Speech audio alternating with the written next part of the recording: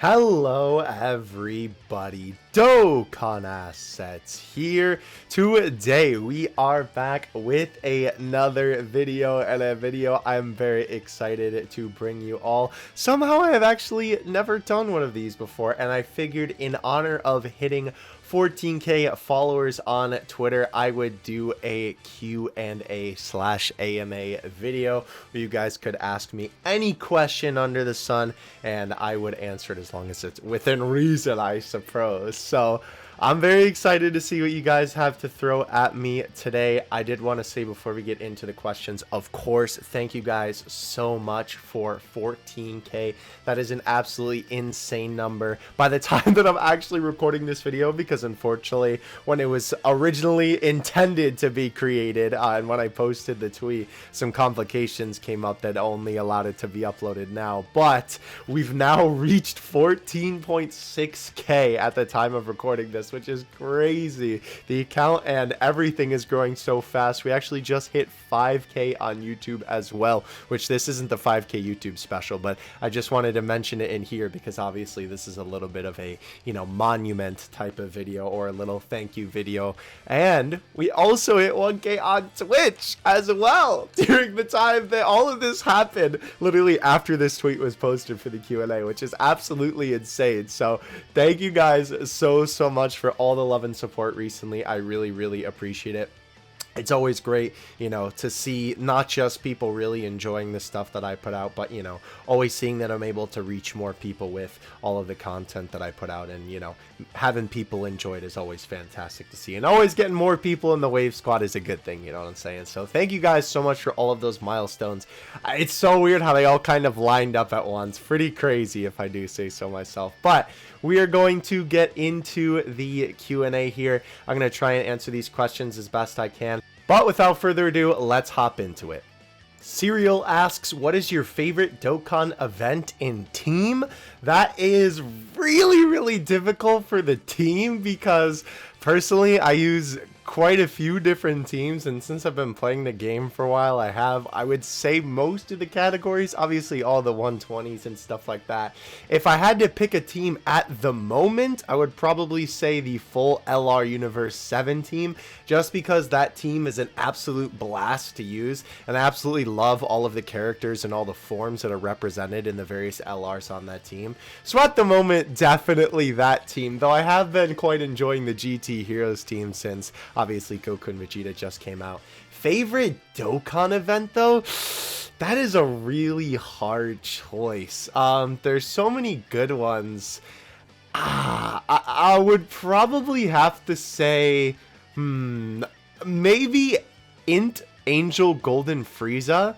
Just because I really love that scene where Frieza takes out all of those spies, right, that are coming through to Universe 7. I really like that scene, and I really like the map and kind of like the ambiance of that event. So probably that event if I had to pick, though.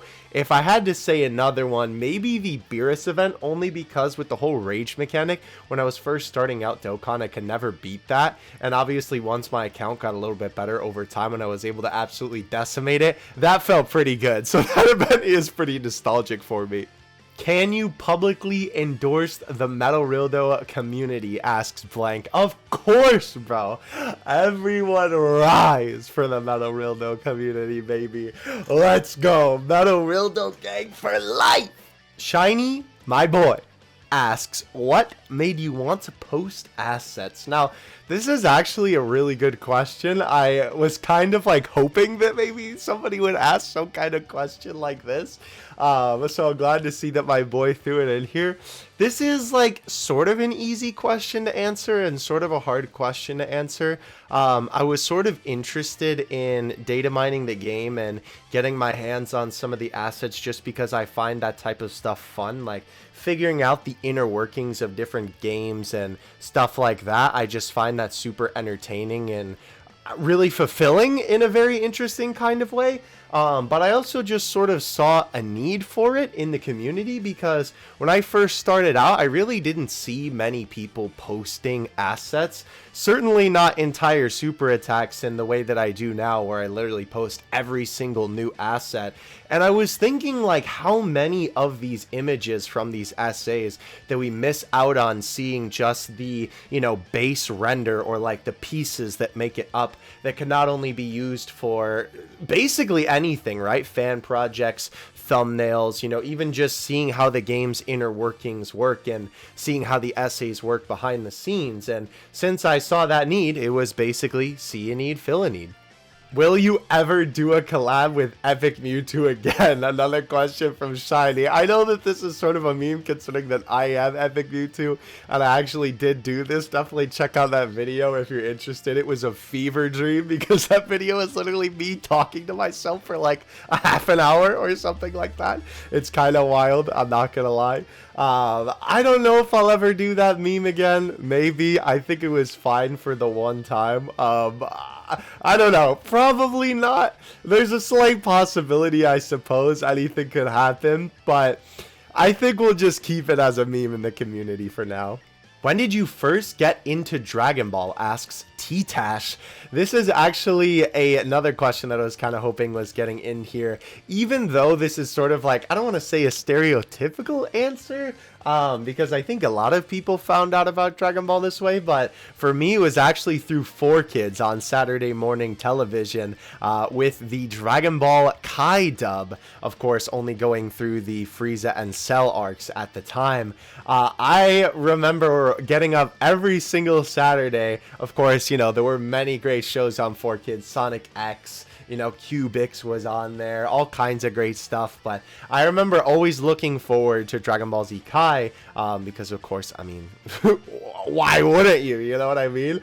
And it was always so frustrating, I remember, too, seeing that without fail, they would never get past the Cell Saga, right? Because obviously at the time, they didn't have the Buu Saga done for Kai. And, of course, Kai is like the different changes to Dragon Ball Z and whatnot. Well, Dragon Ball Z, right? Or Dragon Ball, you know, depending on what terminology used for the anime, yeah, and the manga, right? But obviously, since 4Kids heavily censored it, they did not get to the Buu Saga yet. So I remember always being like, bro, I want to see what happens next. So obviously, after a while, you know, once that all started to eventually fall with 4Kids, you know, eventually going off the air, I looked into Dragon Ball a little bit more and, you know, eventually and gradually learned about it, you know, just as a franchise. And here we are today. Zakshi asks, would have just sent a video as a question itself, but I really doubt YouTube will like it. So, waved Goku or waved Vegeta? I assume you mean like wave Ku or wave Vegeta. I don't know how YouTube wouldn't like your your video, but I mean, I feel like I kind of have to say, you know, Goku. Obviously, wave Ku is my icon, and not just that, sort of the mascot and the, you know, I guess icon still. Icon meant it a different way. I sort of meant it as my Twitter icon, but also like, you know, my iconography. Sorry, I'm looking at him in the corner of the screen over there, and you know, he's kind of giving me that look like, yeah, we already know we chill, bro. So I guess I have to say him, but I will say, you know, Wave Vegeta do be kind of trippy though. Gian, what's up, my dude? He asks, Patan Battle Wave Ku profile picture will return? Someday, yeah.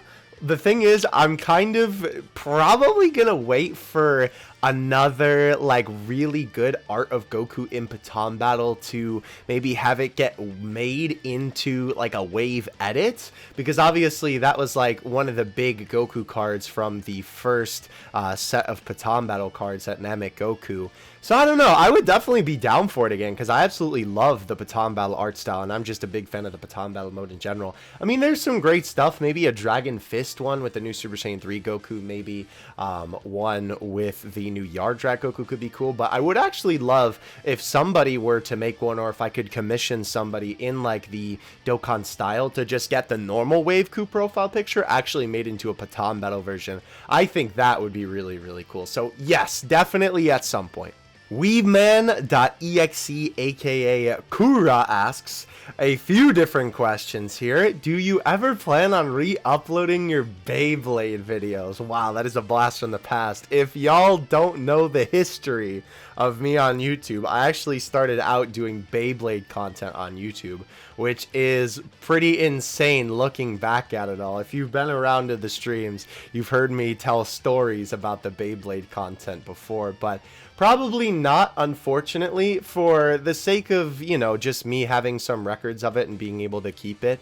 I have those videos saved on a hard drive. Unfortunately, when I was remodeling that channel that was originally it was the Beybladers United, and then it became, I forget what the second name of it, but then it eventually became the Epic Mewtwo channel. I didn't just private all of the Beyblade videos on that channel when I was re-renovating it to a Pokemon channel. I actually deleted them all off of the channel, unfortunately, which was super foolish of me. Looking back, I really, really wish I wouldn't have done that, not just because there was a couple videos on there that did really, really well, but just for the sake of still having them up on YouTube.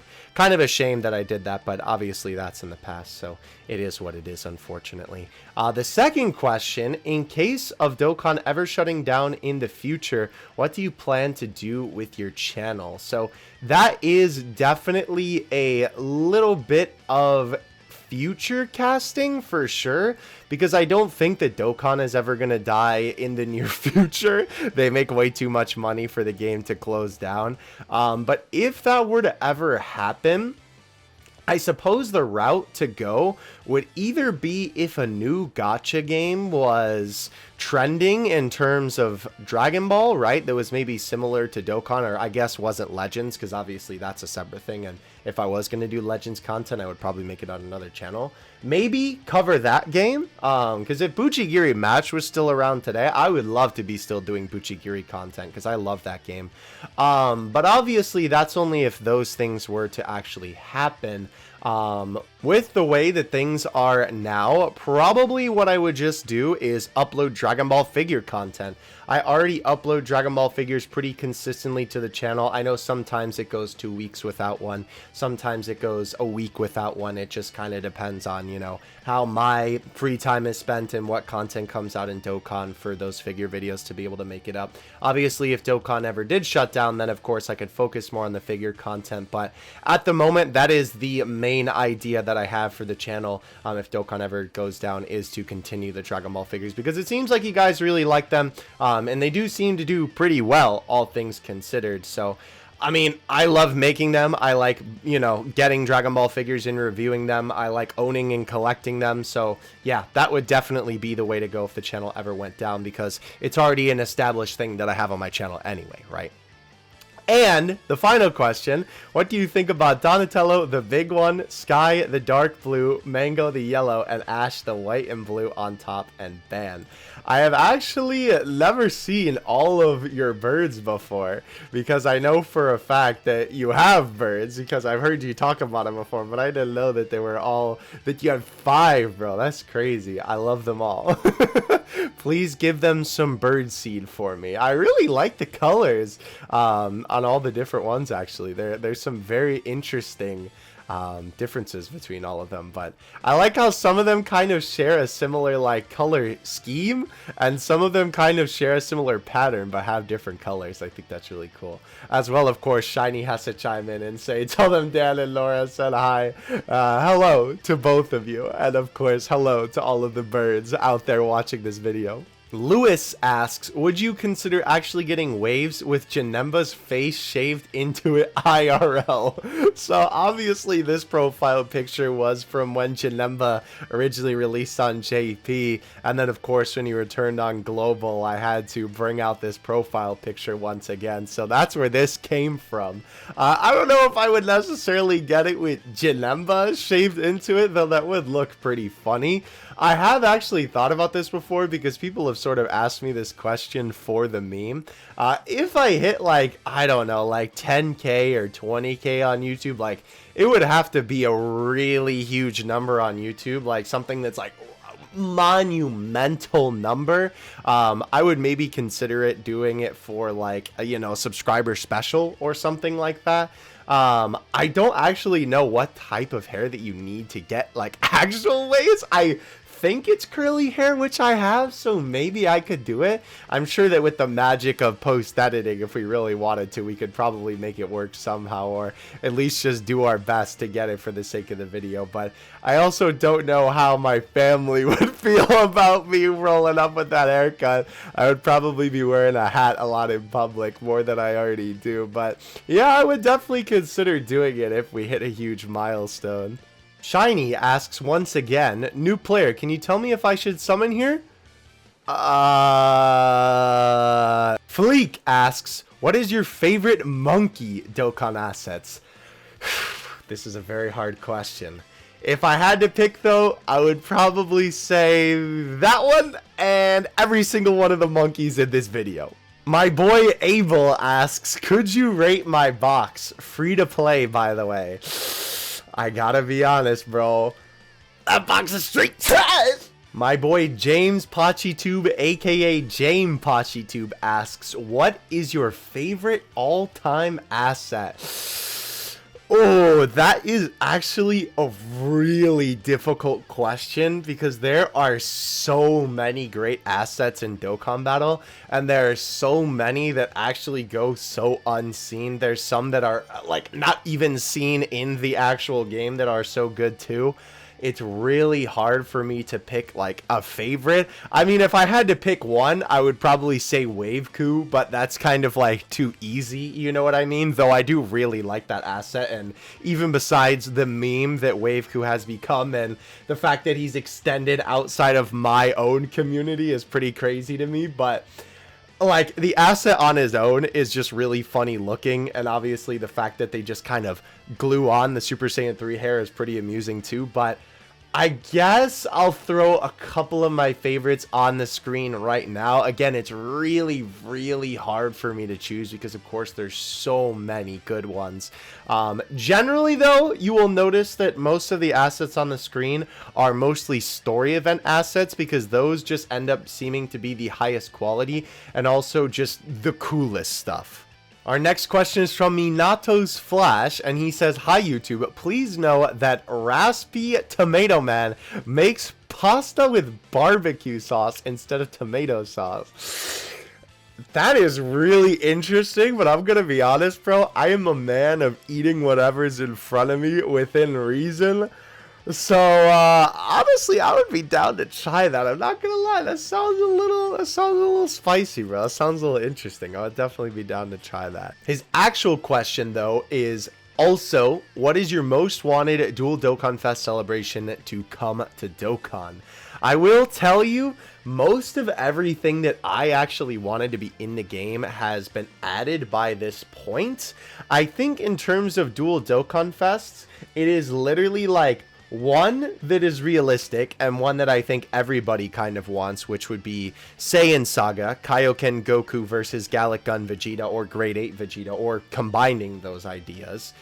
But if I had to be a little bit more out there, y'all who watch the channel quite a bit know that I am a huge Dragon Ball Heroes head, and I would absolutely love if we got like a Limit Breaker Super Saiyan 4 Vegito and Limit Breaker Super Saiyan 4 Gogeta Dual Dokkan Fest. I would love Super Saiyan Blue Kaioken Vegito versus Cumber as a Dual Dokkan Fest. There's even some crazy ones that they could do, like Mechi Cabra in his most powerful state versus God Trunks. All of those would be fantastic ideas, but unfortunately because there's Dragon Ball Heroes involved, I don't know if they would necessarily make them actual Dual Dokkan Fest, but a boy can dream. Minato's Flash asks once again, would you let a tarantula crawl on you for 20 seconds for 1.5k? I think that number is a little bit low, bro. I'm not gonna lie. Funny enough, I know that there's people that would easily do this for free, but I mean, I don't know. Bare minimum 2k, but I would want it to be a lot more than that, bro. I would probably say more like 5k at the real minimum. I don't know. I'm not really scared of bugs too much, but I think that anybody is scared of a tarantula, obviously, except for like people who work with them. But I don't know. I'm not as afraid of the animal as I am the poison that could, potentially enter my body from being bitten by that thing. I guess unless it was like depoison, is that a thing that you can do with tarantulas? I have no idea, but definitely not for 1.5k. Minato's Flash asks, how tall are you?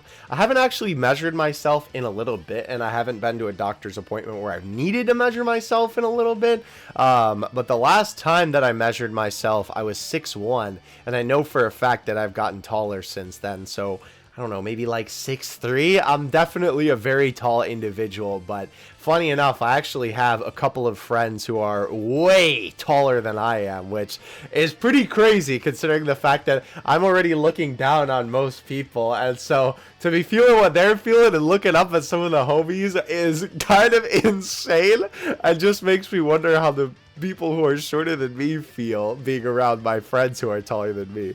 LR Izuku asks, Pokemon or DBZ? This is also a really, really hard question, I'm not gonna lie.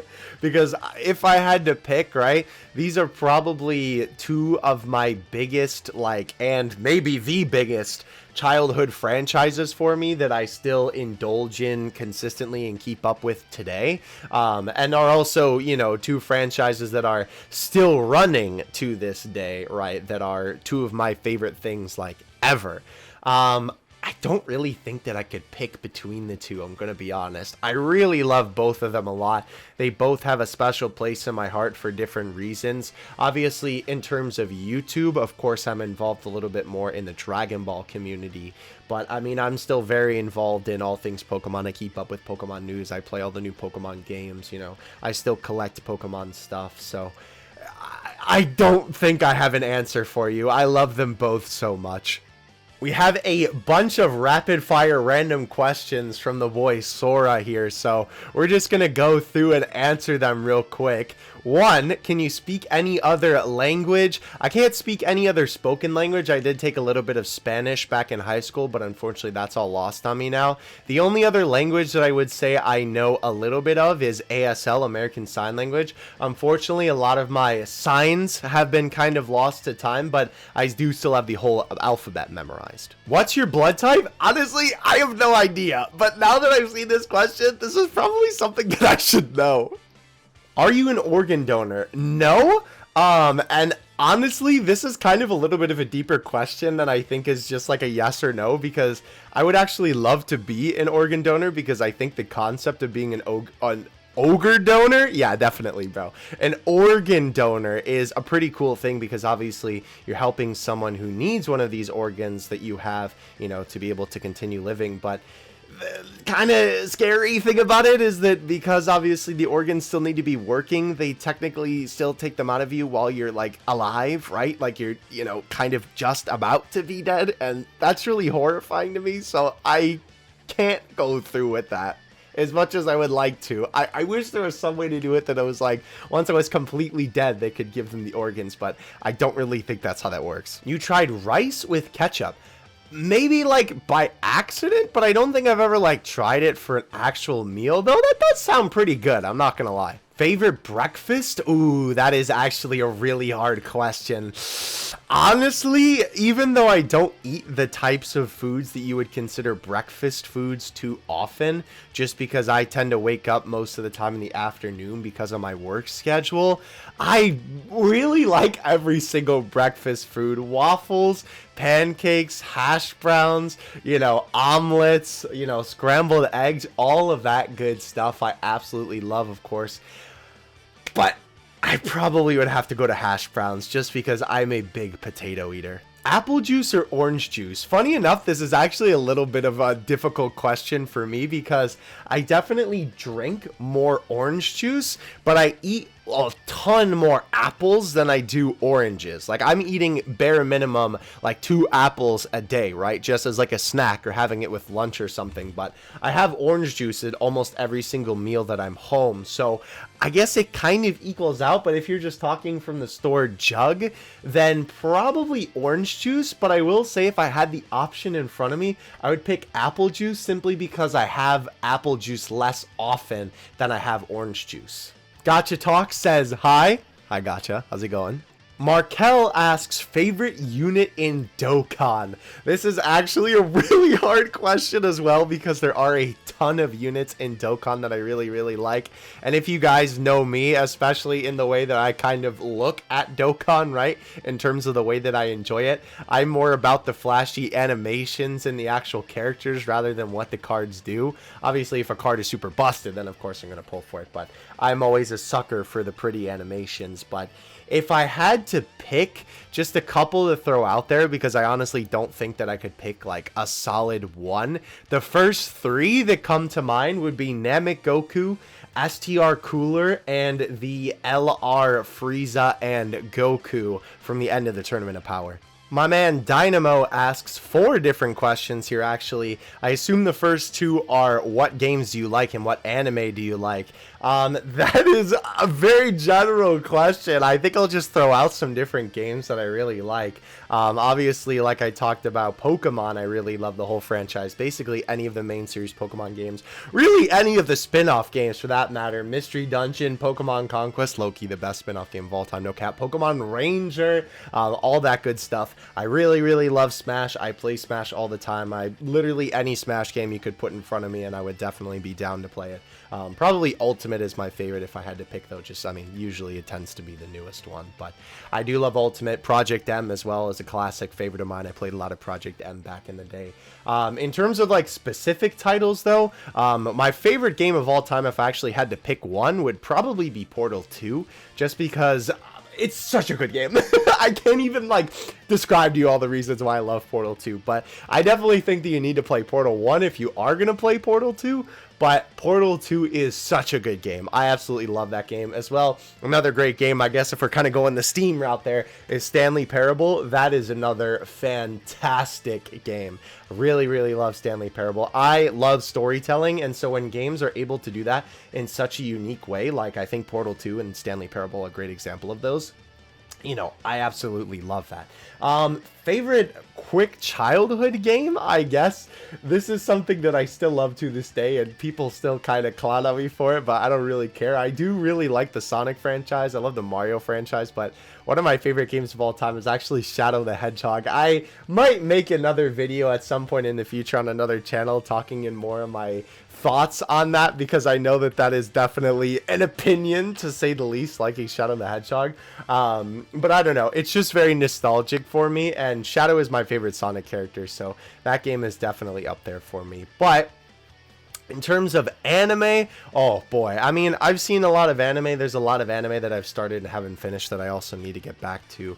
At the moment, I'm not really watching anything, but I typically, when I watch anime, I kind of like binge a lot of stuff at once and then stop for a long period of time. Like, I'm still in the middle of Demon Slayer, Dr. Stone, Fire Force, all that kind of stuff. But in terms of anime that I've watched before, obviously Dragon Ball is a big one for me. Favorite anime of all time is Gurren Lagann. I absolutely love, love, love Gurren Lagann. It's so good. Please, if you haven't watched it, stop watching this video and go watch Gurren Lagann, because it's so good, bro.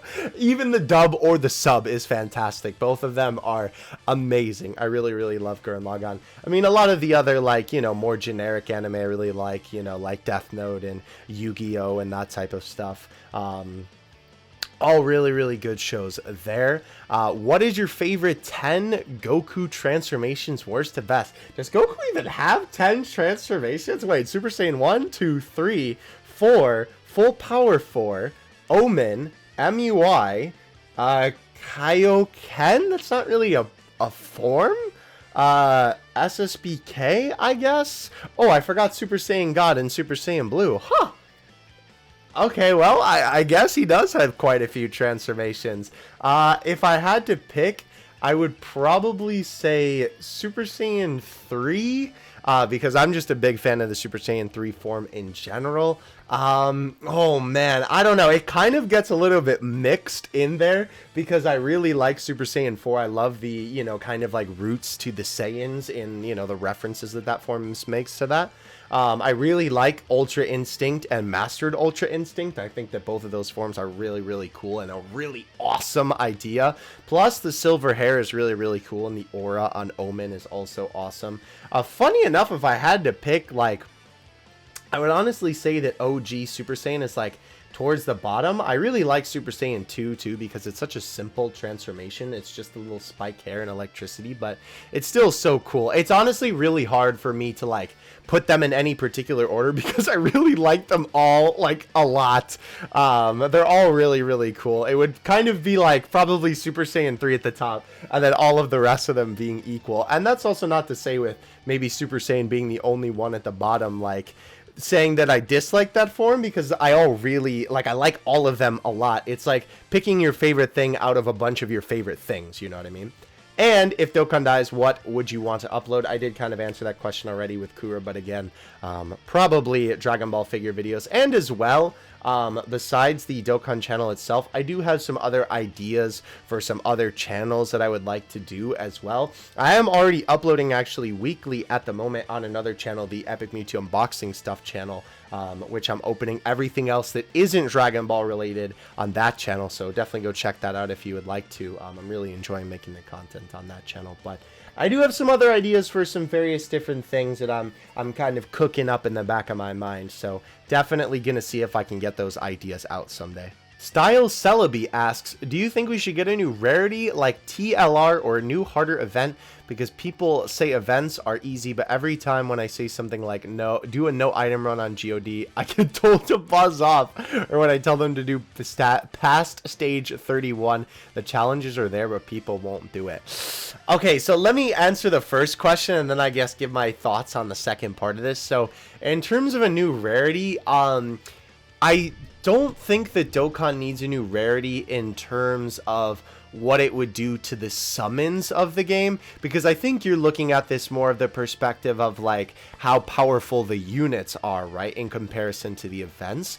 I think that honestly a lot of units are so good that they could probably be like that rarity, because they're just that disgusting in their own right. Like comparing some of those really top tier LRs to some of the bottom of the barrel LRs, which to be fair, now that we have easy A's for LRs, that'll probably get remedied, but nonetheless, right, there is a huge gap between them. So I don't really think in terms of difficulty we really need a new rarity. I think Dokkan's fine with it, and in terms of summons, definitely not. I mean, you know, Legends is kind of all over the place considering what's going on with their rarities and all this stuff right now, and who knows how that's going to change when eventually the ultra rarity gets added into the summons, since they said that that's going to get in there eventually. In terms of the difficulty though, I mean, I don't necessarily know if people need like more difficult events. To be fair, this new GT Legendary Goku event is pretty difficult, but I think it's in terms of like, you know, people not really wanting to do no item runs and stuff like that. I think it's that people would rather have the game set the challenge for them rather than them making the challenge themselves. At least that's kind of the way that I view it, because as well, with kind of making these challenges for themselves, right, there's not as much reward to it. Like, you're not really getting dragon stones for, you know, running the GOD stage with no items, unless of course like it's a category that you still need to do or something like that, right? And obviously with the easy A's, it's literally just Zenny, so there's not really much incentive for people to do it, even though that they could. Tar Deku asks, random question, are you going to be uploading assets for the upcoming My Hero game Ultra Impact once it comes out? Probably not, unfortunately. I have thought about uploading assets for various different gacha games before. I mean, it would be kind of funny if I became Legends assets, but there are already a lot of people in the Legends community that kind of already have that down pat. As like something that they post whenever there's new Legends assets. Also as well, we have Legends DBZ space, so that kind of takes care of that in and of itself. Probably not though for the My Hero game specifically, just because I haven't kept up with My Hero in a little while, and I definitely do need to catch up on it. So I think I would have to be watching the anime to still be like engaged enough to be able to, you know, data mine the assets for the game, because I don't even know if I'm going to play it at the moment. Maybe if it gets localized, right? But I think at the moment the only JP game that I'm really going to be playing is Dokkan. Just because I played a bunch of them in the past, and I also don't know if I can handle any more gacha games right now, let alone data mining the gacha games, especially when it would be like, you know, as soon as the data download happens, I need to have it up ASAP, right? That's really hard to do with multiple games, let alone just one game, so unfortunately, probably not. Dragon Slayer asks, what would you say is the place to buy Dragon Ball figures? Oh man, that is actually a little bit more complicated than you think, because there are a ton of different places to buy Dragon Ball figures, whether we're talking online or in person.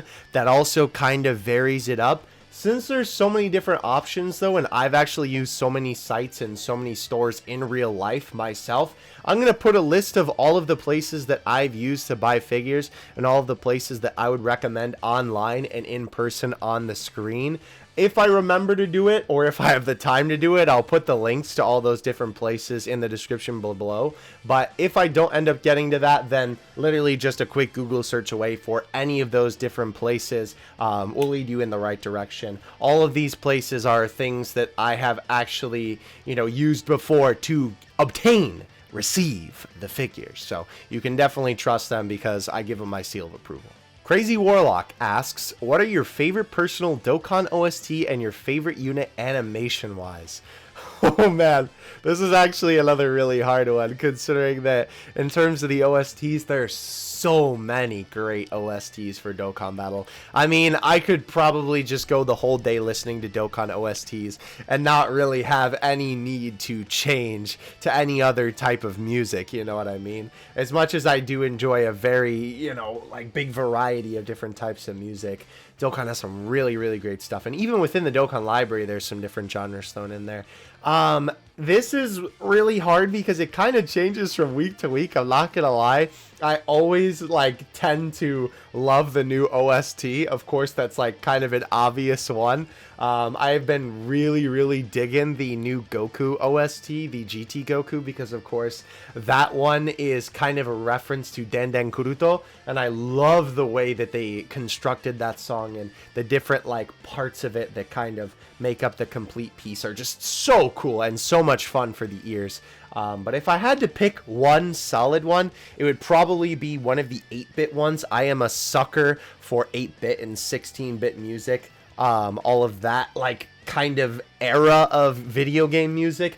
I am just a big fan of it. I listen to remixes like that all the time. So hearing Dokkan officially do music like that is so cool for me. And that's honestly why I re-uploaded them on my channel. Not just because obviously, people really like them. And around April Fools, I re-uploaded them. But I like those OSTs myself. And I literally listen to those videos myself, the extended versions of them, because I love both of them so much. I would probably have to pick the title screen a little bit more than the home screen. But I like them both a lot, and they definitely both have a little bit of a different vibe despite being 8-bit. In terms of animations though, oh man, that is really hard. I mean, I did mention before, I do really like the animations on those couple of units that I mentioned that were my favorite units in the game, but in terms of favorite animations, I don't even know if I could pick, to be honest with you. There's so many fantastic animations in Dokkan Battle, and obviously as of recent, they have been absolutely crushing it with the animations. They have been so good.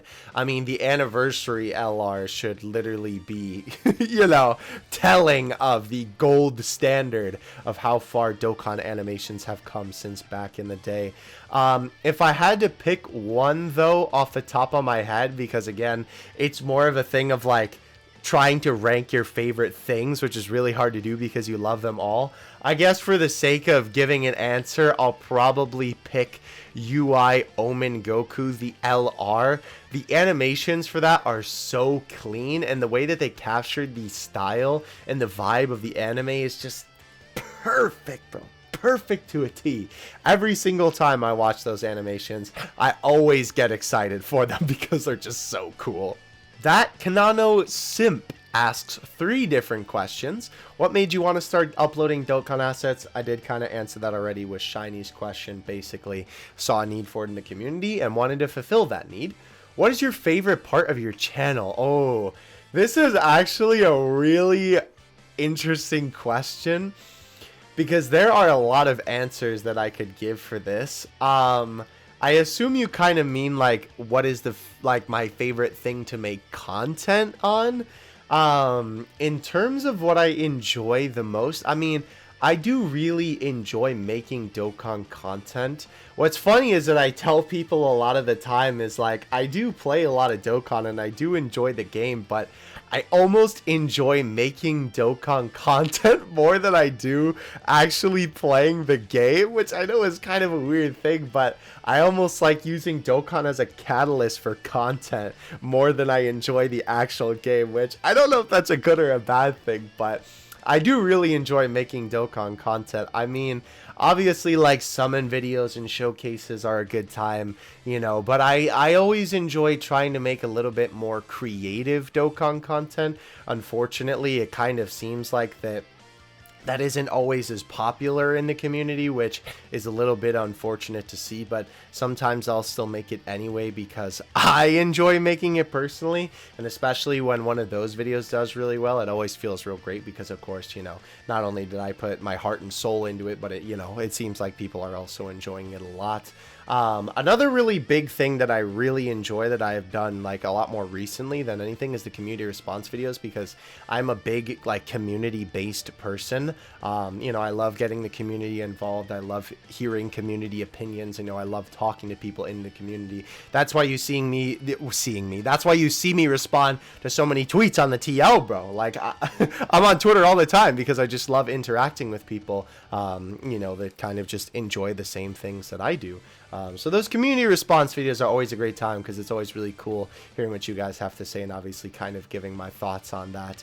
But besides that, probably the figure videos are also another big favorite of mine, of course, since I enjoy Dragon Ball figure collecting and I enjoy, you know, talking to people about Dragon Ball figures, since that is like a super nerdy hobby, you know, like even more nerdy than, you know, just kind of enjoying a Dragon Ball game. I would say it's always fun to see that there's people out there like me who really enjoy the same thing. And those figure unboxing videos are not just like some of my favorite videos to film and make and produce, but also to edit, just because of like the way that I edit them. I really like the current style that I have for my unboxing videos. So basically all the content on my channel.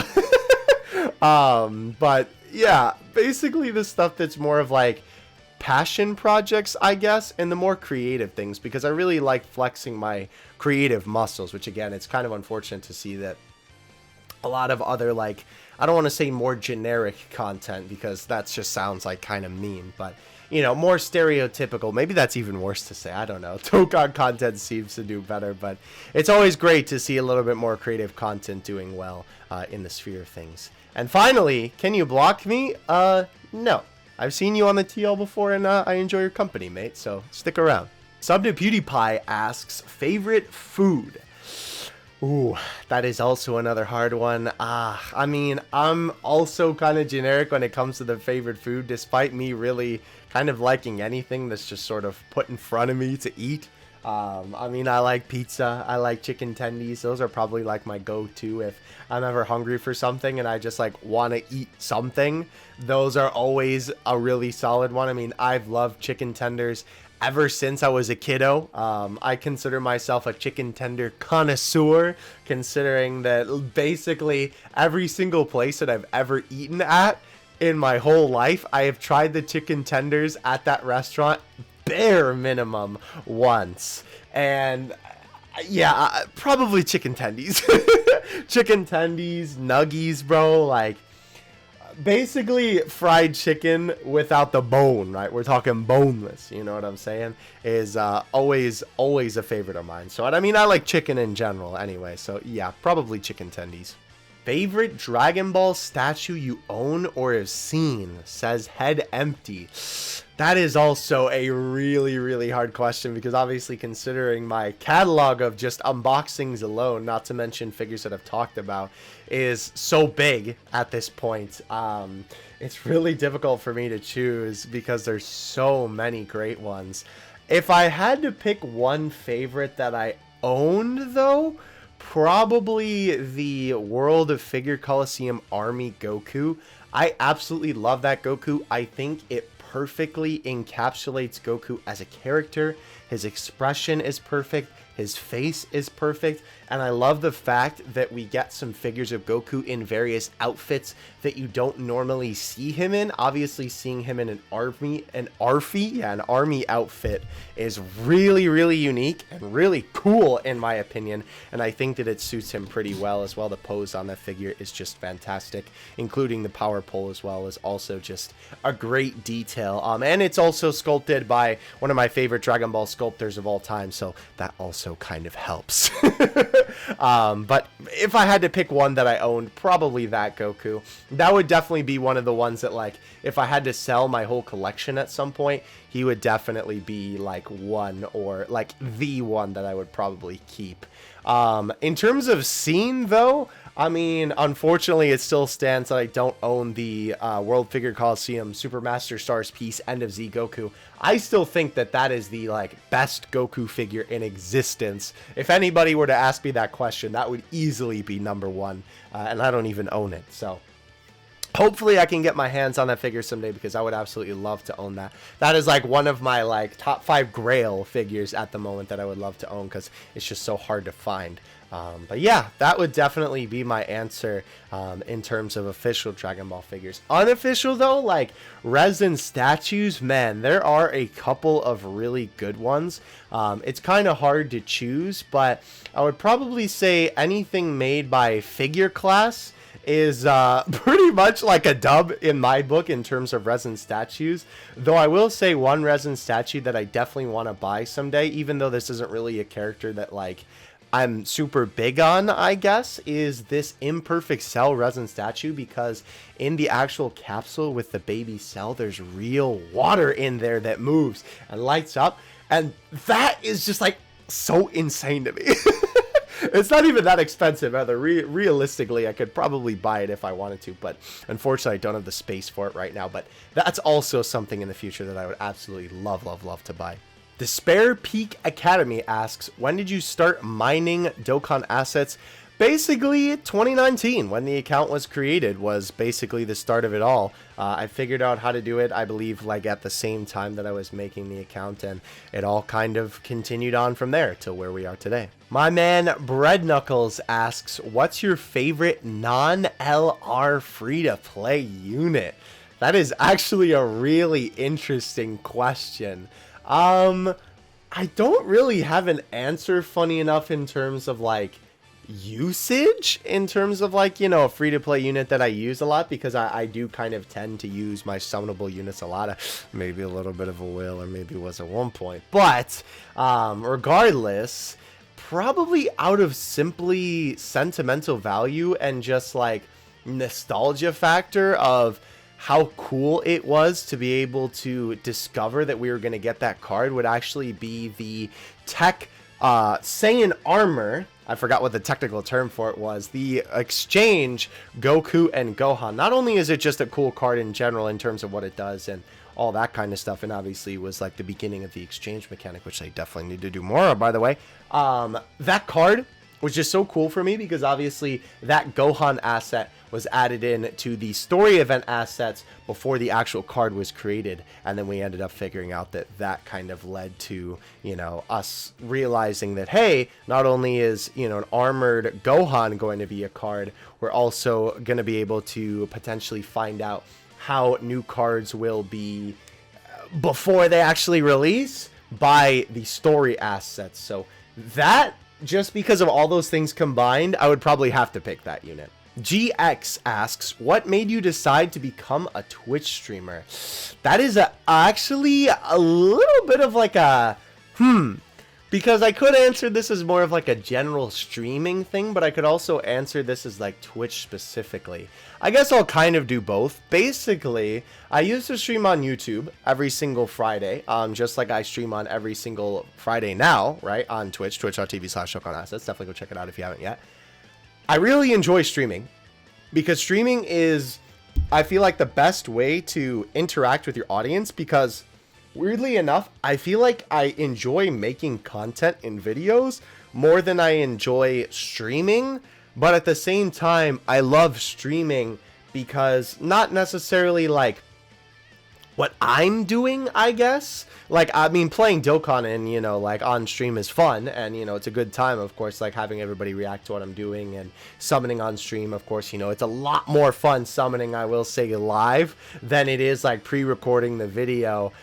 I don't know if I could ever actually go back to doing pre-recorded summons just because I've been doing them on stream for so long now, but my favorite part about streaming is interacting with you guys, right? Interacting with the viewers. And funny enough, this kind of relates back to what I was saying before about my favorite thing about, you know, everything that I have right now, and a big favorite of mine in terms of content is community, and that extends to Twitch as well. You know, it's a great way to interact with my community, and it's an immediate response, right? I'm not waiting for like a tweet response, or, you know, I'm not like reading comments on a video and I'm responding to the comments. Like, it's live interaction, right? And you actually get to hear and see my reaction. There we go. You get to say it, your reaction. I get to hear and say my reaction, right? I love that about streaming so much. And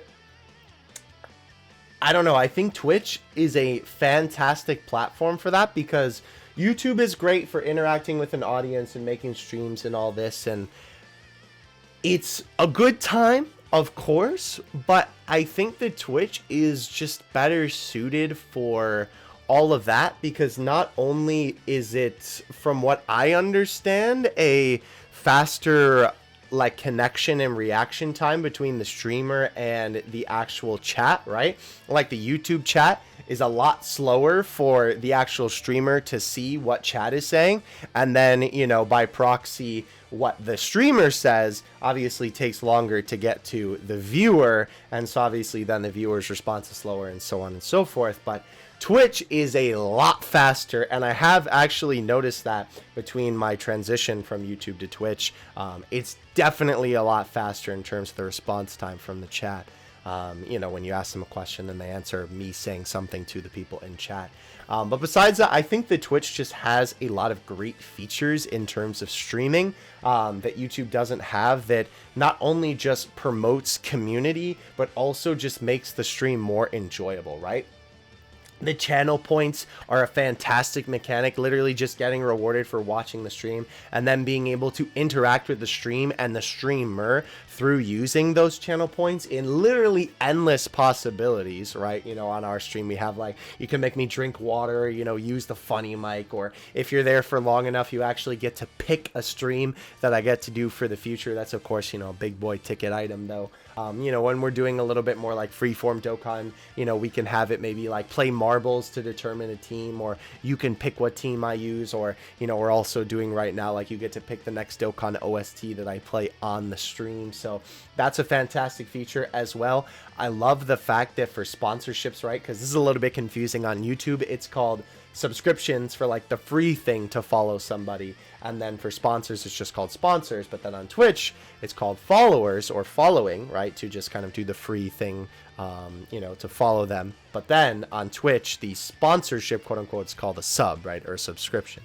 But even though obviously like the subscriptions are nice because, of course, you know, I mean, money is cool, we also have the fact of even the subscriptions support the community. Because not only can you just buy a subscription for yourself, and as well, if you have Twitch, or you have Twitch Prime rather, you can sub for free with a Twitch Prime, and then the full revenue goes to the streamer rather than part of it if you just do a normal sub. You can also gift subs to other people. You can do it just randomly to anybody in chat, or you can do it to specific people, which I think is so cool, because not only is it just like, when you're a viewer on a stream and you get gifted a sub, you feel really special, you know? It's also just awesome because maybe them people who wouldn't be able to sub and then get the, you know, stream benefits from subbing, right? Like, you get special emotes for being a sub on the stream, and we have like a sponsor / Twitch subscriber only like Discord channel, right? All that good stuff. Maybe if you wouldn't normally be the person to, you know, do that, or you maybe don't have,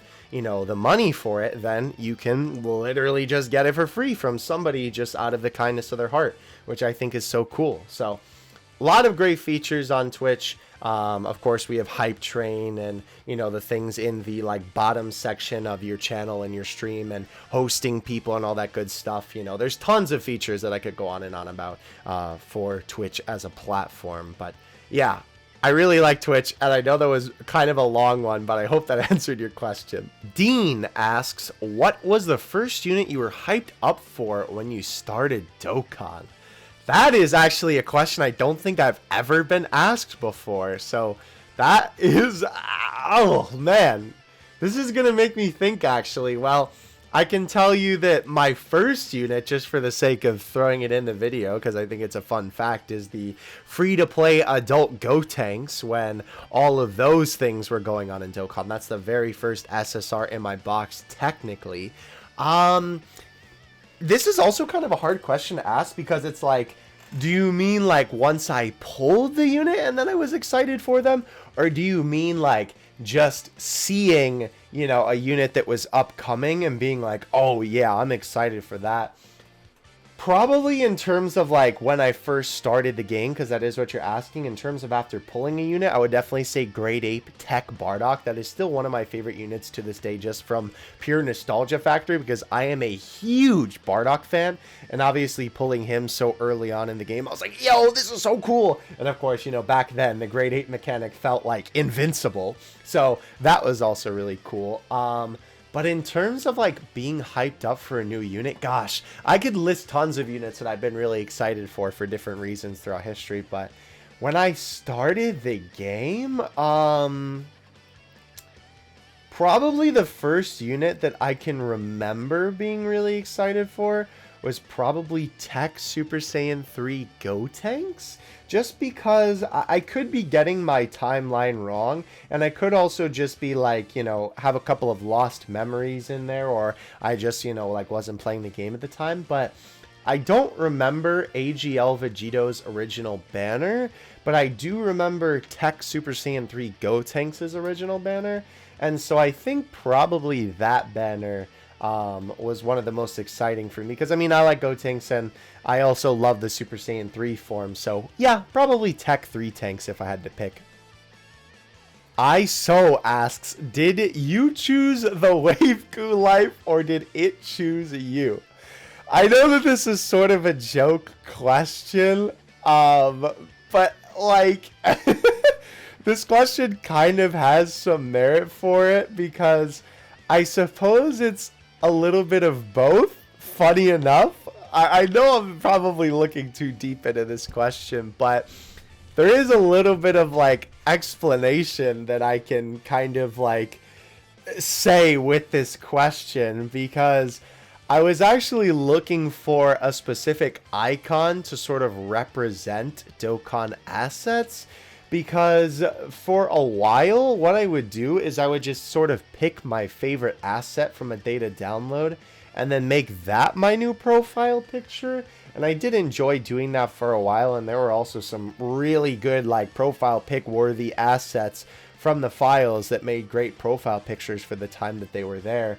But kind of around the time that Wave Ku like entered the game, of course, that being the New Year's celebration with the Super Saiyan 2 Goku and the, you know, Tech Majin Vegeta, right? Those guys came out around the time, like I said, I was kind of looking for something to sort of make a staple for the Dokkan Assets Twitter account, a mascot, if you will, something that I could kind of identify with Dokkan Assets. And I knew that as soon as I saw Wave Ku, and as soon as me and the buddies in the VC, when I was data mining this, saw him and were like, oh my gosh, he has the waves, you know, like the funny giving people the wave haircut meme. That's Wave Ku. It was just meant to be ever since. You know what I'm saying? Ever since then, I've had this man be a staple of the account. And it is so cool to see how he has evolved into not just like, you know, a meme and sort of like thing that people make fan art of, which is actually so cool. I literally own a shirt with him on it now, you know?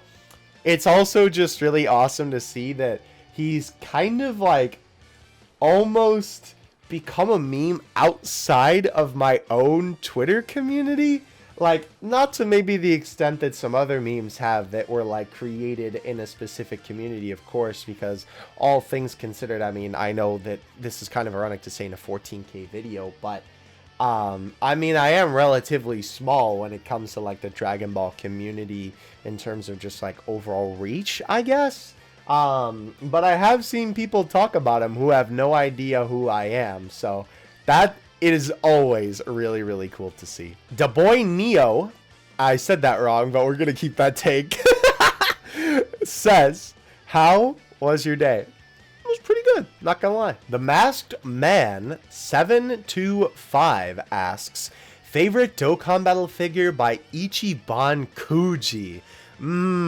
This is definitely a very good question, because if you watch my figure videos, you would know that I'm definitely very much so leaning towards the Bam Presto side of things in terms of Dokkan figures. I think that Bam Presto just tends to do it right, and every single time that there is a figure that is kind of like one half of it, I guess, you know, we're talking like anniversary LR figures, right, is Ichiban Kuji and one is Bam Presto. Bam Presto always does it better. But if I had to pick, I mean, there are a couple of good Dokkan Battle Ichiban Kuji figures. Unfortunately, I think that it's a lot more of the latter, that there's a lot that kind of stink, and I do actually have plans to review some of those figures going forward, because I know I haven't reviewed a ton of them. In terms of what's released, I think that my favorite one, even though I don't own it, funny enough, because I think like from an objective standpoint, like paint, sculpt, pose, face, you know, like how much it looks like the character, probably the Tech Super Saiyan 4 Gogeta, I would say, is the best. But we do have the new Ichiban Kuji set coming up, and I know that this one will make my boy Baggy Saiyan, one of my favorite figure people on, you know, that side of Twitter, happy, is the Super Saiyan God Goku, the Int LR. Looks really, really good. And I am always a sucker for effect parts on figures, and I think that it's definitely the best looking one out of the whole Ichiban Kuji set. Funny enough, way better than that stinky boy LR Goku. So probably those two if I had to give you a off the top of my head answer. Bartray asks a few questions here. How many figures do you have and which is your favorite? Oh boy, that is actually a question that I don't know if I can answer in terms of the number, because I've never actually counted. On my channel, I believe right now there's a little over 100 figure unboxings, so I own at least 100. I know for a fact though that it's gotta be well over that, because not only do I have unopened Dragon Ball figures sitting around for when I eventually do an unboxing video on them, or just so that, you know, I can have them on standby for when I need an unboxing video to do, right? Because obviously, you know, even though I do film a bunch of them back to back typically, I can't do all of them at one time, right? And I do order a lot of figures, so I mean, with the other kinds of figures that I have though, because I mean, I don't just collect Dragon Ball, I do collect some Pops, right? I do collect some mini figures, I do collect some Pokemon figures, I collect Amiibo as well, some different sets, and I'm actually like only 4 or 5 away from completing the whole Smash Bros set. The only ones that I think I still need are Wario, Zelda, Diddy, and DK. So as big as the current Smash roster is right now, is already like technically could count towards that number, because, you know, I have basically all of them. And of course, you know, I'm also still getting the DLC characters as they come out. So I don't know. I would definitely say, like, especially considering the Amiibo and all the Pops, and if you really count all the individual minifigures, probably over 200, which is pretty insane to think about. I don't have a problem, I swear. But which is my favorite figure? See, I did already say my favorite Dragon Ball figure, that being that World Figure Coliseum Army Goku. I do have a couple of other favorites in terms of the Dragon Ball stuff. I really like that Ichiban Kuji Master Roshi as well. The Super Saiyan 2 Goku and Vegeta, the Majin Vegeta from Dokkan as well, are also favorites of mine. But I guess in terms of non-Dragon Ball figures, oh gee, that's really hard. I do really like the Joker amiibo, actually. I think that that's probably my favorite amiibo if I had to pick one, just because, like, as cool as the original amiibo were and some of the different poses for the Smash series are, I think that the effects that they did on that Joker amiibo are perfect. And I think that the figure itself is really, really good. I mean, I would also like to say my Nendoroid Red figure, just because I am a huge fan of Red as a character in Pokemon, and it's just so adorable, bro, and it comes with all the little Pokemon and stuff. I mean, there are also some other, like, Pokemon figures that I would love to get at some point, like Figma Red is a great example of a figure I'd love to pick up at some point. There's another figure that I think is by Kobutokiya that's based on a piece of art. That's also another Red figure that I would love to get. There's some other Pokemon stuff, too. I know that I have a Gurren Lagann figure coming in as well. I'd also love to get some JoJo figures at some point too, and I've also ordered another JoJo figure that I think might be my favorite JoJo figure of all time that I've ever seen. So I know that that's a little bit more than maybe you asked for, but listen, bro, the figure nerd is coming out in me. Favorite anime besides Dragon Ball? I did already mention it, but Gurren Lagann. Please, please, please go watch Gurren Lagann. It's so good. It is literally my favorite anime of all time. I'm literally looking at, as I'm recording this video, the Team Dai Gurren flag hanging up in my room. It is such a good anime. Love, love, love Gurren Lagann. So good, bro. Have I watched Jujutsu no Kaisen? Unfortunately not, but it is on my ever-growing list of shows to watch, so I will get to it eventually. I will say I've heard only good things about it. My other friends who watch anime have also recommended it to me.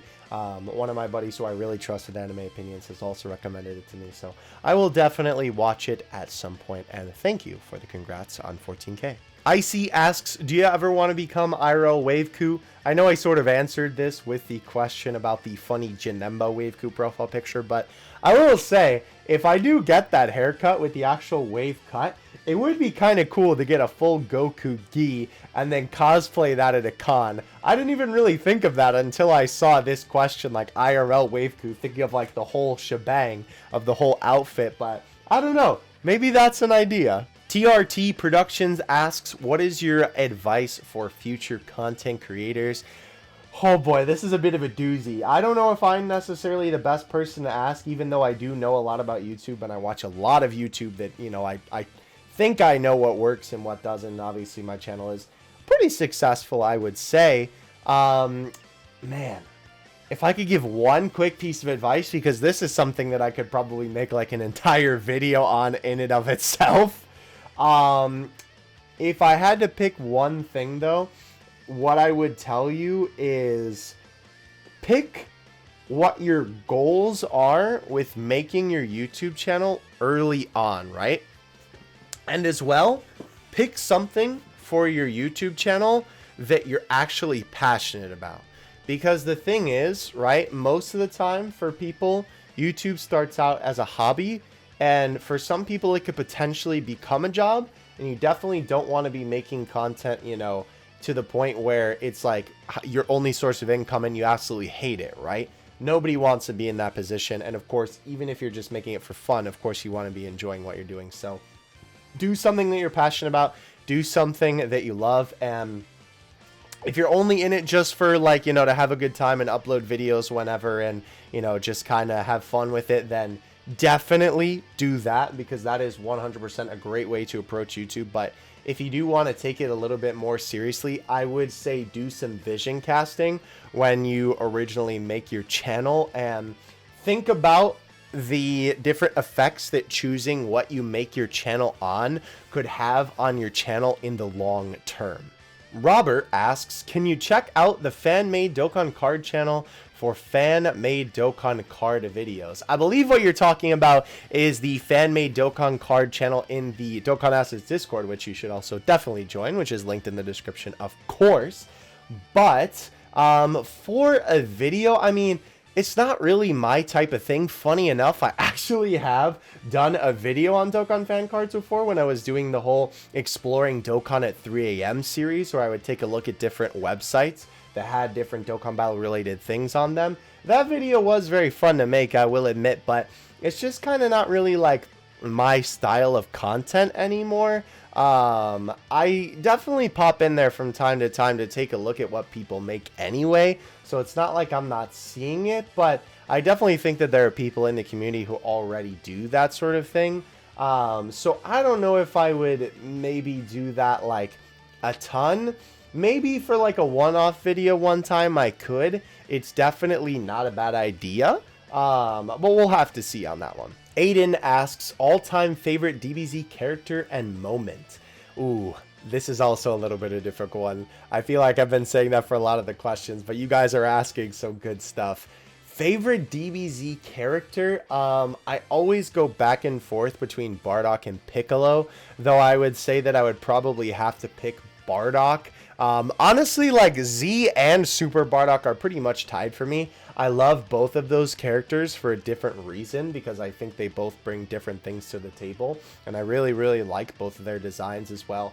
I definitely think that Bardock is my favorite like version of the Super Saiyan if I had to pick, though Yardrat Goku is pretty cool too. But Bardock would probably be my answer for that, followed by Piccolo with a close second. I just like Piccolo's character a lot. I love his transition from villain to hero and the way that he eventually, I don't know, becomes more humanized throughout the series is really cool to see, to the point where, you know, he's literally playing with Gohan's daughter, you know, and babysitting her. I think that's just so adorable. And favorite moment, that's also another really hard one to pick. Whew, there are a lot of great moments for that. I mean, I could say a bunch of stuff from Z. Obviously, when Goku goes Super Saiyan, the Ginyu Force fight is awesome. Of course, Gohan and Goku training in the Hyperbolic Time Chamber for the Cell games is really cool. There's a lot of great moments, but honestly, maybe this is a little bit of a generic pick, but the final scene where Goku and Frieza take out Jiren in the Tournament of Power, I will never forget that scene because it's just so impactful and so cool, and it's so poetic seeing Goku and Frieza team up to take out a common enemy, and like the animation is beautiful, the scene is just really cool, everything that led up to that point is amazing. I think I would have to pick that. I really love that moment. And Delito asks, what is your advice for all the small YouTubers out there? I know this kind of sort of is the same thing as what is your advice for YouTubers who are starting out, but I think that I can still change this a little bit up for the sake of the differences with the question. I honestly wouldn't say that I'm necessarily not a small YouTuber either. I mean, I know 5K on YouTube does seem like a pretty big number, but all things considered, that is still pretty small. And not to mention, with the views I get, I would also still consider myself quite the small content creator. But if I could give any advice, and especially advice that I've gotten from people who are a lot bigger than I am in the YouTube space, people that I'm friends with and people that I've met and so on and so forth, is just keep grinding. Honestly, is the best thing that I can tell you. And I know that sounds like such an obvious thing, but keep making content, you know, keep pumping it out, be consistent with content. It's always important to make sure that you keep uploading and you don't have huge like upload gaps in your schedule, right?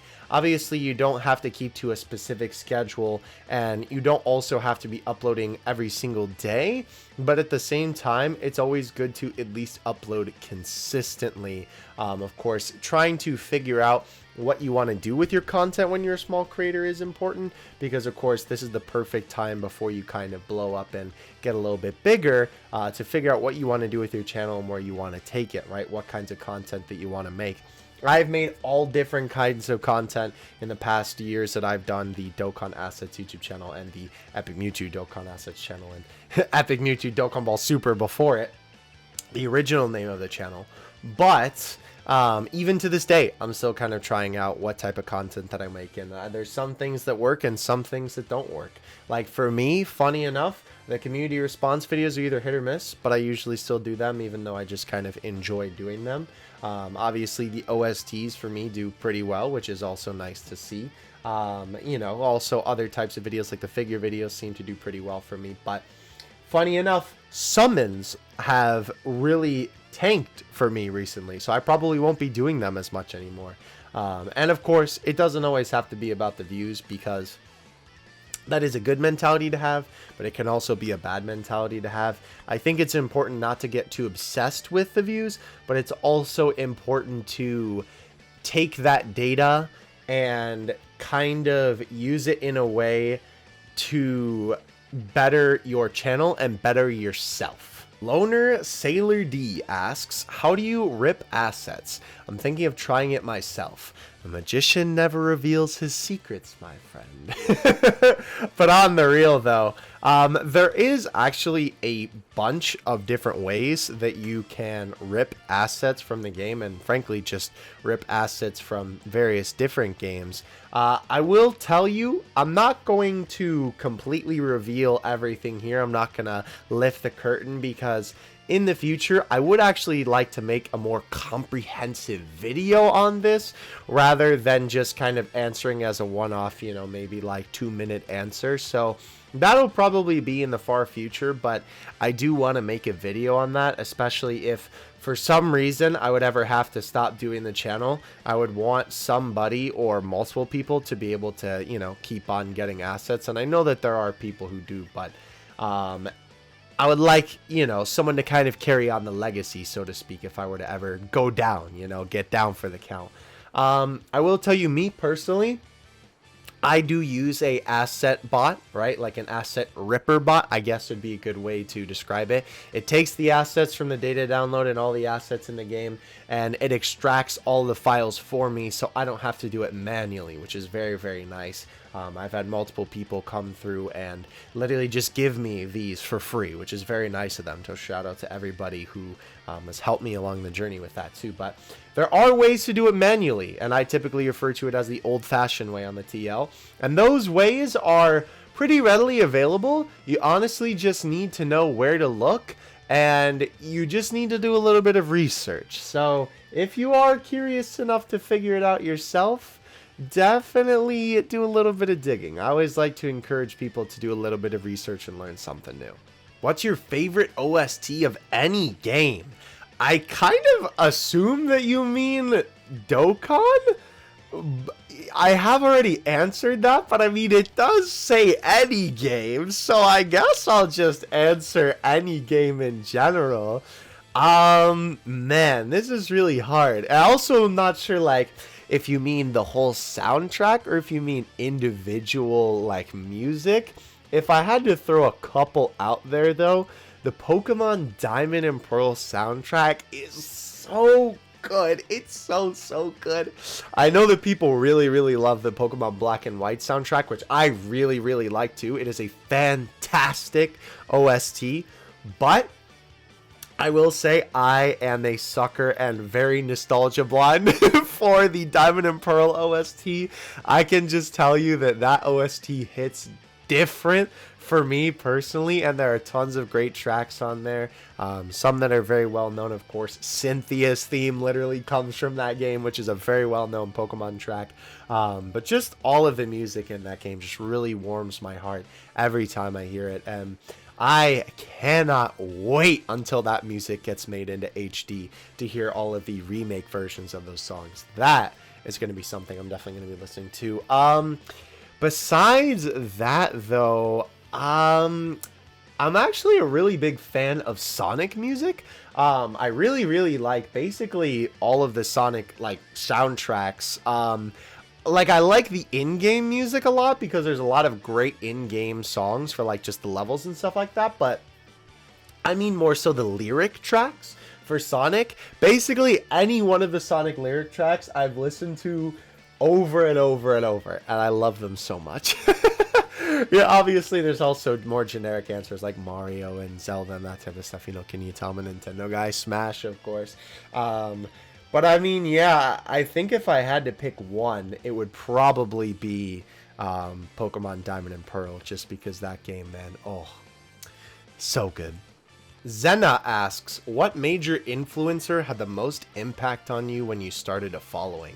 Oh boy, well, This one is a little bit hard to answer because since I've been doing YouTube for quite a long time, like I talked about before, I started off doing the Beyblade channel, and that was like way back in like 6th grade for me. So I've been doing YouTube for quite a long time now. Of course, you know, not like as consistently as I am now in terms of uploads, but back then, I mean, I could probably go through like different eras, I guess.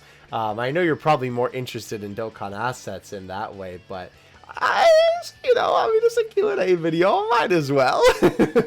Back then, it was probably mainly Zenki, who is actually still around and in the Dragon Ball community today, which is crazy to think about. He actually follows this account, which is super insane to me, because I was watching him way back when I was a youngin'. The Beyblade geeks as well back then were a huge, big impact on me in terms of the Beyblade stuff.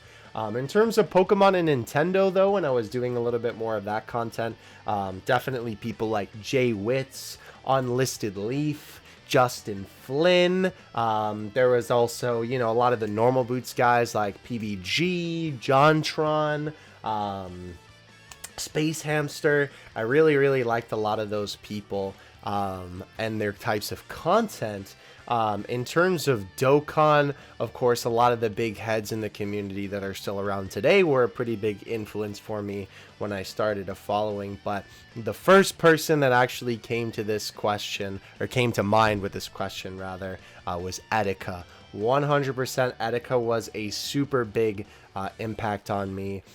And obviously a lot of other people. On my Epic Mewtwo account, I still have, of course, Joy-Con Boys Forever in the bio. But he was just such a, not only a fantastic content creator, but also just the way that he thought about things and the way that he like went about things in terms of like being an influencer.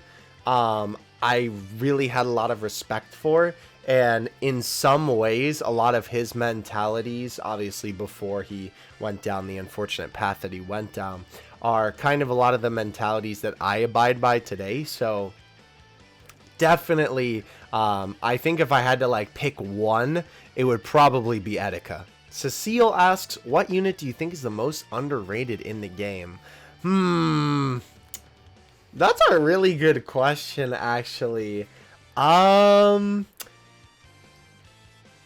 See, I don't know, because I feel like all of the units that I would say that are underrated nowadays have, like, kind of become more like a spotlight shown on them. But I guess if I had to pick one, I would actually probably pick Tech Cronoa, just because I love that unit so much. I've had her rainbowed for a really long time now, and every single time I use her on stream, people always seem to be impressed by her performance. I think it's just because of the fact that, obviously, since she's a little bit more of a rare unit being from the Dragon Ball Heroes banners, I think that a lot of people just don't either have her rainbowed or have her at all. But she is a fantastic unit. Literally every single time I run like a mono tech team, she's on it, no questions asked. Stevie asks, between Dokkan and Legends, which do you prefer more and why? Funny enough, I get this question a lot, and you would think that this is kind of a silly question considering, you know, my whole thing is Dokkan assets. But I understand why people ask this, because of course, you know, it's like, oh, well, I could just be doing the Dokkan assets because, you know, either like it's easier, or, you know, the Dokkan assets was just like what I ended up doing first, or, you know, obviously since both games are the biggest Dragon Ball gacha games, of course, people tend to compare them a lot. I don't really know if I could say I like one more than the other. I like them both for different reasons, and I do enjoy playing both of them. I will say I do think I play Legends a little bit more than Dokkan. Now, that being said, that's also because I feel like Legends is a lot more demanding on your time, not just with PvP, but also ranking high in PvP, not to mention all of the different events that Legends has going on, and of course all of the different difficult events that Legends has going on, you know, all at once, basically, right? I feel like they're a lot more time demanding than Dokkans are, especially with how difficult some of them are. But I think PvP is probably the biggest contributor on that, like, because if you want to rank high in PvP, let alone just like play it, right, that can be super time consuming. Whereas with Dokkan, a lot of the time it's like you can just beat the event once or farm the unit once and then you're just kind of done. And not to mention with me specifically, basically most of my time playing Dokkan, I do play it obviously like off camera, but a lot of the time I tend to play it on camera on stream is most of my time actually playing the game. And sometimes I'll like save doing new events for Dokkan on stream rather than like doing them off camera when I could just do them myself. I know this got a little bit off topic, but I like them both for different reasons. Even though, like I said, I do think that at the moment I play Legends more because, funny enough, you know, also kind of relating back to that other question from before, I almost like using Dokkan as a catalyst to make content and being a part of the community more than I like playing the actual game, which I know is so, like, weird. I probably do play Legends a little bit more, but I don't know. I like both of them a lot. And obviously it's hard to say which I prefer in terms of gameplay because the gameplay is so vastly different. I feel like it's hard to compare them. Pixel asks, who is your favorite character in all of fiction, period? Oh, man. That is a really loaded question. The first two characters that come to mind when I read that question are Mewtwo and Kamina, which I suppose shouldn't come as a surprise considering that Gurren Lagann is my favorite anime of all time, and of course Pokemon being my favorite game of all time, my favorite game franchise, right? And Mewtwo being my favorite Pokemon with Empoleon as a very close second. Sometimes they kind of go back and forth, but it's Mewtwo. I mean, obviously, the other name that I go by on the internet is Epic Mewtwo, right? So, of course, him being my favorite Pokemon has a big, you know, factor in that. But, I mean, Kamina, obviously, he's awesome in Gurren Lagann. You know, he's just such a fantastic character. And the arc that he goes through, too, is great. And what he does for the other characters around him, right, as a motivator is also just such a powerful thing and something that allows for so much growth with the other characters. I really, really like that about him. With Mewtwo, of course, obviously, I love his design. You know, super cool Pokemon, super powerful Pokemon. Obviously, he's a legendary Pokemon as well. Of course, he's awesome in, of course, the first Mewtwo movie. And that iconic quote, I see now that the circumstances of one's life are relevant. It's what you do with the gift of life that determines who you are. That quote has stuck with me for ever. Mewtwo not only is literally big brain because he's a psychic type, but is big brain in terms of, you know, that. So yeah, I would definitely have to say Kamina and Mewtwo. I don't know if I could really pick between them. It's kind of hard because obviously they're very different characters and sort of from different things, but it's not anyone from Dragon Ball just because I think I like a lot of the Dragon Ball characters like more equally, I guess, because I love Goku, I love Vegeta, like I said, I like Bardock and Piccolo a lot, you know, I like Gohan and, you know, Krillin and everybody, but I kind of like them as a group, whereas, like, I can definitely tell you that, like, Kamina is at the top for all the Gurren Lagann characters, and Mewtwo is at the top for all of the Pokemon, right? And all the Pokemon characters. Like, I definitely like them more than Red, and I love Red. So, yeah, Mewtwo and Kamina, easy. Dokkan Noob asks, what character would you want in Dokkan Battle? I kind of answered this already a little bit with the Dual Dokkan Fest, but 100% Super Saiyan 4 Xeno Goku. Now that I think about it, I didn't actually say that at all in that answer.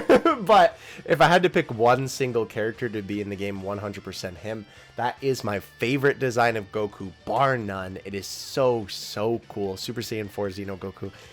Like, the Super Saiyan 4 top half with the fur and like just like the way that it looks with everything, and then the bottom half, because I already like the Xeno outfit as it is, but combined with Super Saiyan 4, it is like peak Dragon Ball, peak Goku, It is definitely my favorite design of the character, bar none. Easily him. I would really love it if he was super good, if he was like an LR, if he was like a busted Dokkan Fest or something like that. Unfortunately, he'll probably end up just being a normal Super Saiyan 4, like, you know, just kind of featured Dragon Ball Heroes unit.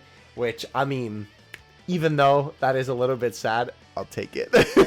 I just want some form of Super Saiyan 4 Xeno Goku in the game. Nito asks, and I hope I'm really saying that right. I'm sorry if I'm not. Please let me know in the comments so I can fix it for next time. Nito says, yo, what's up, bro? Do you play any other gachas, or do you mainly stick to Dokkan? I do actually play a few other gachas. At the moment, I mainly play Dokkan JP. I play Legends, and Pokemon Masters are probably the main three that I participate in at the moment. Logging in is Global Dokkan, that would also be Dragalia, and as well Puzzle and Dragons, as well as One Piece Treasure Cruise. Those games I kind of just log into and summon occasionally and play like very occasionally. I did have like a ridiculous number of gacha games on my phone at one point. I think it was like 10 or something like that, but it just became kind of too much of a chore to, you know, play them all for one and just log into all of them every single day, you know, to just kind of get it. It just became a little bit overwhelming. So unfortunately, some of those games had to go bye-bye for the sake of my sanity, but I will put a list of every single gacha game that I have ever played on the screen, because it is a lot that I have played in my time. A lot of them are actually like only Japanese exclusives, which you download from Kuat.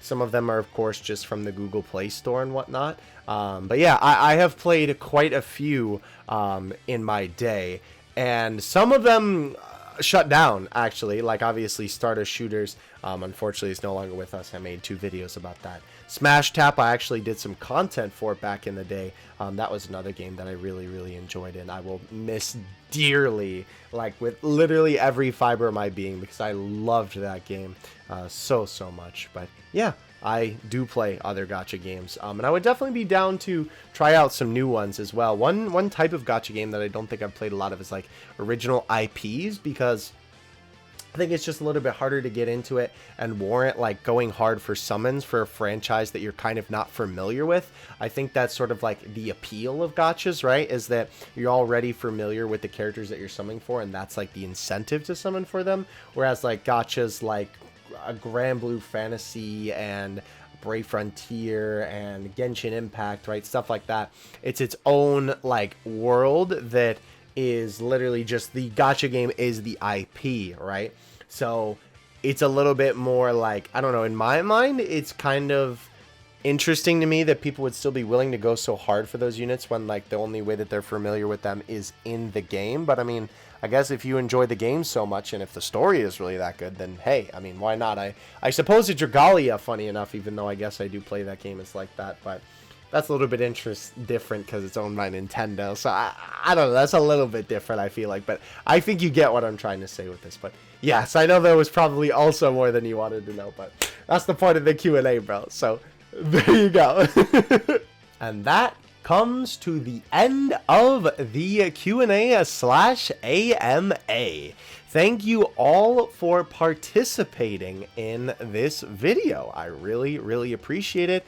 It was really cool to see everything that everybody had to say and all the different questions. Some of them were some things that I kind of expected to be in here. Some of them were actually some zingers, so I appreciate that you guys were very creative with your questions. I always love answering people's questions and interacting with the community, so it's really cool that I'm able to do that through not just streaming, like I also talked about in this video, but, you know, doing this sort of thing where I can just answer any type of questions that you guys have. And if you didn't get to participate in this video, I'm sure that I will probably do another Q&A in the future, probably in the far future. But if you do ever want your question answered immediately, you can always shoot me a tweet and I will do my best to respond. Obviously, I do get a lot of notifications, so maybe not the best way for me to see your question immediately, but the way for me to see your question immediately in terms of, well, questions specifically, right, about just anything you would want to ask me and not necessarily like, hey, do you have this asset, right, would be on Twitch, because I answer questions on there basically all the time, right? Sometimes new people will come in and just kind of throw a question my way, and of course I don't mind answering it because, you know me, I'm on the stream, might as well, you know, interact with the boys. But regardless, thank you guys so much again for 14K and all these other milestones that we hit, the 5K on YouTube and the 1K on Twitch. I don't know how it lined up so perfectly, but it was so cool to see that it did.